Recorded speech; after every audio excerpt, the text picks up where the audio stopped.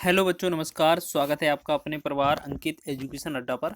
आज हम बात करने वाले हैं RRB NTPC, RRB group D और आरपीएफ के कुछ महत्वपूर्ण प्रश्नों के बारे में। ठीक है, जो आपके प्रीवियस ईयर कहीं ना कहीं पूछे थे और आपके बहुत ही बेस्ट अप्रोच में आपको बताया जाएगा, जिससे कि आप कम से कम समय में अगर इस तरीके से क्वेश्चन मिलेगा तो बना सकेंगे।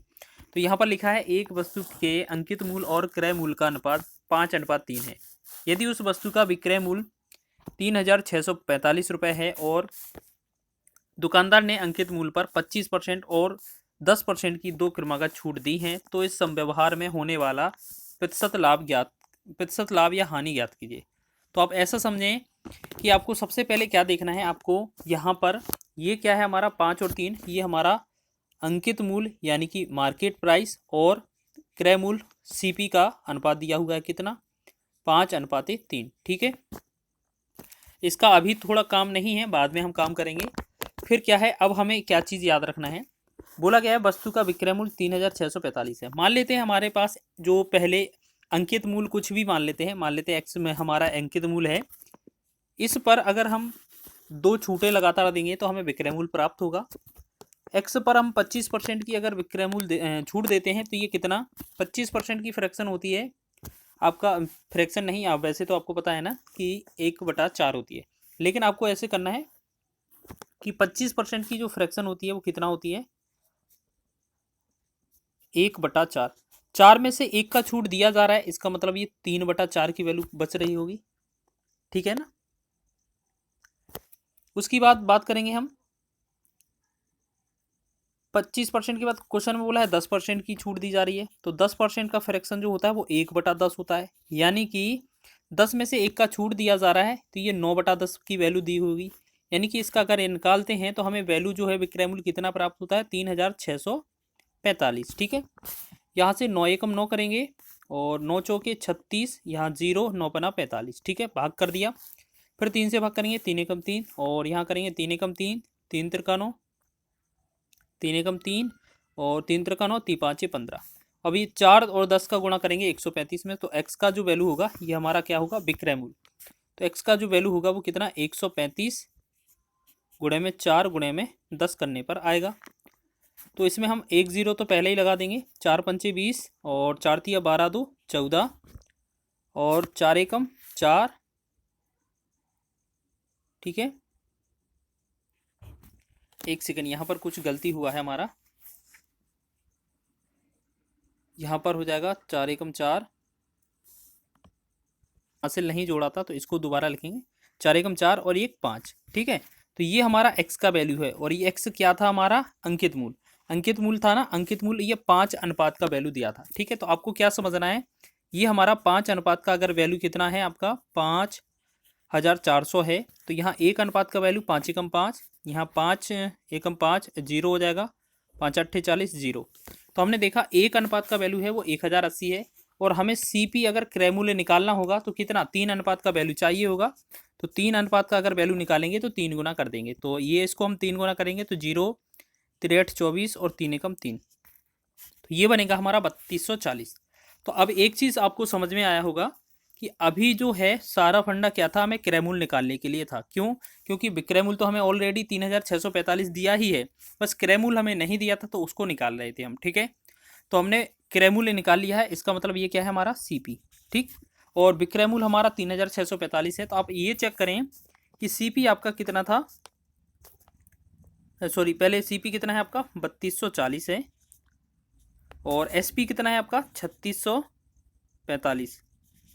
अब इन दोनों में जो डिफरेंस होगा वो प्रॉफिट या लॉस होगा, तो 36 विक्रय मूल्य वाला ज़्यादा है, तो ये क्या होगा, घटेगा अगर, तो यहाँ पर कितना 5 बचेगा पहले तो, और 4 से ये 4 चला जाएगा, 0 बचेगा, 6 में से 2 जाएगा, ये 4 बनेगा, 405 का ये क्या होगा, हमें प्रॉफिट होगा। अब प्रॉफिट परसेंटेज निकालेंगे अगर हम आपसे यहाँ पर क्वेश्चन, तो 405 बटा में क्या हो जाएगा, क्रय मूल्य। लाभ हमेशा ऊपर, क्रय मूल्य ये कितना है, क्रय मूल्य कितना है, ये ऊपर वाला 3240। ठीक है, और इसमें गुणा करेंगे 100, ये परसेंटेज हो जाएगा। अब एक बात समझें कि यहाँ 4 है ऊपर, 4 से अगर यहाँ नीचे 32 करेंगे तो 4 अट्ठे 32 होता है और 5 अट्ठे 40 होता है। इसका यानी कि ये मतलब क्या हो जाएगा, ये 405 का एक बार और ये कितना 8 गुना है। 100/8 जो होता है बकाया जो है 100/8, इसे 4 से और भी काट देंगे, 4 दूना 8 और 4 से 25 चौके 100, 25/2 कितना बनेगा हमारा 12.5% बनेगा। ठीक है, तो ये आपको समझ में आया। क्वेश्चन बहुत आसान था, बस थोड़ा क्या है कैलकुलेटिव था, बस आपको समझना था क्वेश्चन में कैसे सॉल्व करना है क्वेश्चन को। बहुत अच्छा लेवल का क्वेश्चन था और ये एनटीपीसी के एग्जाम में पूछा गया था। आगे बढ़े अगले क्वेश्चन की ओर। बहुत ही अच्छा क्वेश्चन है। नेक्स्ट क्वेश्चन है, एक महिला अंकित मूल्य पर 24% छूट के साथ एक कार खरीदती है और इसे अंकित मूल्य से 20% अधिक मूल्य पर बेचती है, उसका प्रतिशत लाभ ज्ञात कीजिए। देखिएगा, कभी भी याद रखना अगर इस तरीके का प्रश्न पूछा जाए, ठीक है, अगर यहाँ पर इस तरीके से मिला जाए, याद रखना इस तरीके से दिया होना चाहिए क्वेश्चन, तभी ये काम करेगा। तो आपको याद रखना ये जो 24% और 20% है ना, इनका तो दोनों का योगफल कर देना, 24 + 20, ठीक।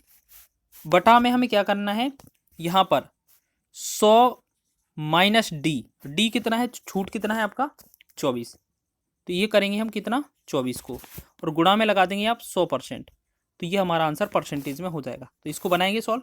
आपने क्या करना है इस तरीके से कि 24 और 20 को जोड़ देना है, ऊपर लिखेंगे, और 100 में से माइनस कर देना है डिस्काउंट को, और गुणा में 100 लगा देंगे, आंसर हो जाएगा हमारा। ठीक है, 24 20 कितना हो जाएगा 44, बटा में अगर इसको ऐड माइनस करेंगे तो ये बनेगा 76, गुणा में करेंगे 100, यहाँ पर हो जाएगा 4 से 4 एकम 4 और 4 9 36, 29 हो जाएगा, 4 एकम 4 4 एकम 4, ठीक है, ये हो जाएगा हमारा 1100 बटा में 19। तो 19 से यहाँ पर भाग करेंगे, 19 पंचे 95 हो जाएगा। ठीक है, 19 पंचे 95, फिर क्या करेंगे, हमारे पास बनेगा 15, 15 का मतलब है ये 150 हो जाएगा। तो 19 सत्ते 133, और 17 अभी भी बाकी है, तो 17 ऊपर रहेगा, बटा में 19 रहेगा, तो ये 57 सही 17/19% जो होगा हमारा आंसर होगा। बी ऑप्शन इसका राइट हो जाएगा। तो इस क्वेश्चन को भी आप बहुत ही आसानी से सवाल को हल कर रहे होंगे। अगर इस तरीके का प्रश्न बना तो आप आसान तरीके से कम समय में इसे लगा रहे होंगे। अगला क्वेश्चन देखेंगे, लिखा है अतुलित एक पुरानी साइकिल 4000 रुपये में खरीदता है और इसकी मरम्मत के लिए 400 रुपये खर्च करता है। यदि वह इस साइकिल को 5000 रुपये में बेचता है तो उसका प्रतिशत लाभ ज्ञात कीजिए। आप ऐसे समझें कि आपका सीपी क्या होगा, पहले तो ये समझें। आपको पता है 4000 रुपये उसने खरीदा था और 400 खर्च कर दिए थे, तो टोटल जो सीपी बनेगा वो कितना 4400 बन जाएगा। ठीक है ना, 4000 में 400 जोड़ देंगे ना, और टोटल एसपी जो है क्वेश्चन में बोला है कि 5000 रुपये में बेचता है। अब एक बात बताइए, 4400 रुपये में खरीदी वस्तु 5000 में बेची जाए तो कितने रुपए का लाभ होगा, यहाँ 600 रुपये का लाभ होगा। तो इतना तो कंफर्म हो गया कि ये क्या है, प्रॉफिट है। अब प्रॉफिट परसेंटेज में हमें बताना है, तो प्रॉफिट परसेंटेज में आंसर कैसे देंगे, 600 लिखेंगे ऊपर, और हमेशा क्रय मूल्य लिखा जाता है नीचे, क्रय मूल्य का मतलब सीपी, 4400 लिखेंगे नीचे और गुणा कर देंगे 100 से, परसेंटेज में आंसर हो जाएगा। 2 जीरो से ये 100 वाला जीरो हट जाएगा, 4 से 11 बार, 4 से ये 15 और 1 जीरो, तो हमने देखा ये प्रॉफिट परसेंट जो आया 150 बटा में 11 बना, तो 11 एकम 11, 4 40, 11 तिया 33, 7/11, तो हमने देखा 13 सही 7/11 जो बनेगा इसका राइट आंसर बन जाएगा। तो ऑप्शन नंबर डी इसका राइट हो जाएगा। समझ में आया है सभी को, इस तरीके से आप बना सकते हैं इस क्वेश्चन को। चलिए आगे बढ़ते हैं हम नेक्स्ट क्वेश्चन की ओर। अगला क्वेश्चन देखेंगे, नेक्स्ट क्वेश्चन क्या है हमारा, एक व्यापारी अपने माल पर क्रय मूल्य से 25% अधिक मूल्य अंकित करता है और अपने ग्राहकों के बिलों पर 12% की छूट प्रदान करता है। उसके द्वारा अर्जित प्रतिशत लाभ की गणना कीजिए। ठीक है, तो इसके द्वारा ये बोला गया है। ठीक है, अब उसके द्वारा लाभ की गणना कीजिए। देखिएगा क्वेश्चन बहुत आसान है, आपको ऐसे समझना है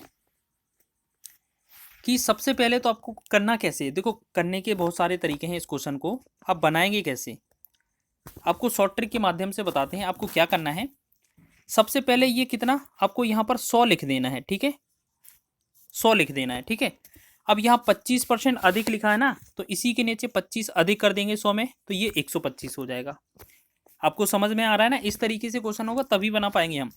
100 लिखा है, 100 लिखेंगे, बटा में 125 कर देंगे। ठीक है, अंकित मूल्य अधिक लिखा है ना, या आप ऐसा समझिए कि इसको हम CP बटा MP लिख रहे हैं, ठीक, बराबर।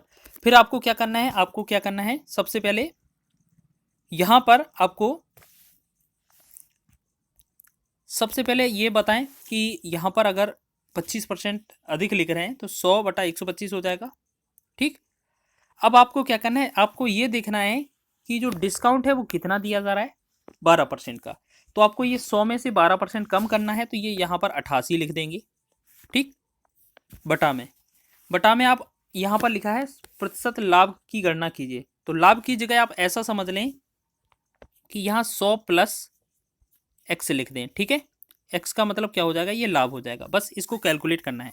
तो 25 चौके 100 हो जाएगा, 25 पंचे 125 हो जाएगा, 4 एकम 4, यहाँ हो जाएगा 4 दूना 8, 4 दूना 8, ठीक है। तो हमने देखा इनको अगर क्रॉस गुणा करेंगे तो ये 100 प्लस एक्स का जो वैल्यू आएगा वो 22 पंचे 110 हो जाएगा। जब 100 को उस तरफ ले जाएंगे तो एक्स का वैल्यू जो आएगा वो कितना आएगा, 10%। जी बिल्कुल, यही जो आंसर होगा हमारा इस क्वेश्चन का आंसर हो जाएगा, ठीक है, 10%। तो आपने पैटर्न क्या फॉलो किया, आपको लिखना है CP बटा में MP बराबर, यहाँ पर क्या लिखेंगे, 100 माइनस डिस्काउंट बटा में 100, यहाँ प्लस माइनस एक्स, यहाँ पर प्लस होगा तो ये प्रॉफिट माना जाएगा, माइनस होगा तो ये लॉस माना जाएगा, ठीक है। क्वेश्चन में हमें प्रॉफिट दिया था, इस वजह से हमने इस क्वेश्चन में ये प्लस फिल किया था, अगर हानि दिया होता हम इसी में माइनस कर देते, ठीक है। आप इस तरीके का यूज़ करेंगे तो बहुत ही कम समय में आपका आंसर आ जाएगा। वीडियो अच्छा लगा है तो प्लीज़ वीडियो को लाइक करें, शेयर करें, चैनल पर नए हैं तो चैनल को सब्सक्राइब कर लें।